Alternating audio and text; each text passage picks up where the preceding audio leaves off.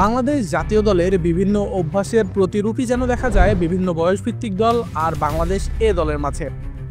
জাতীয় দলের মতোই অধারাবাহিকতা দেখাচ্ছে টপ এন্ড টি-20 খেলতে যাওয়া বাংলাদেশ এ দল। প্রথম 3 ম্যাচের মধ্যে দুটোতেই হেরেছে সোহানরা। প্রথম ম্যাচে সেই চিরায়ত 150 রানের আশপাশের স্কোরের পর তৃতীয় ম্যাচের স্লো উইকেটটাও উড়তে না পেরে ব্যাটিং বিপর্যয়ে পড়েছে আবারও। আন্তর্জাতিক ম্যাচ খেলার বিচারে সবচেয়ে অভিজ্ঞ দল নিয়েও টুর্নামেন্টে রীতিমতো ধুঁকছে সোহান আফিফরা। টপ এন্ড টি-20 টুর্নামেন্ট খেলছে অস্ট্রেলিয়ার বেশ কটি একাডেমি দল, সাথে আছে নেপাল ও পাকিস্তান শাহিনস নামে পাকিস্তানের ইমার্জিং দল। পাকিস্তান উঠতি তারকাদের নিয়ে গেলেও হাসান মাহমুদ আফিফদের মতো 5-6 বছর ধরে জাতীয় দলে খেলা খেলোয়াড়দের পাঠিয়েছে বাংলাদেশ। দলটার অধিনায়কও 1 দশক আগে জাতীয় দলে অভিষিক্ত নুরুল হাসান সোহান।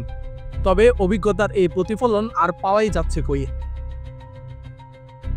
প্রথম ম্যাচে শাহিনসের বিপক্ষে রীতিমতো বিধ্বস্ত হয় বাংলাদেশ।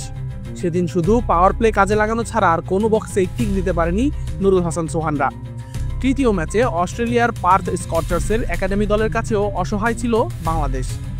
যে ক্রিকেটাররা মিরপুরের ট্রিকি উইকেটে খেলে অভ্যস্ত হবার কথা, তারাই রীতিমতো খাবি খেলেন ডারউইনের স্লো উইকেটে। এদিন আফিফ হোসেন অনেকটা ওয়ানডে ধাঁচে 42 রান আর শেষ দিকে রাকিবুল 5 বলে 16 রানের ক্যামিও না খেললে লজ্জাজনক এক পরিণতি পেত বাংলাদেশের ইনিংসটা। নাইম শেখ, নুরুল হাসান সোহান, মাহিদুল অঙ্কনরা এখনও ছন্দই খুঁজে পাননি তৃতীয় ম্যাচে এসেও।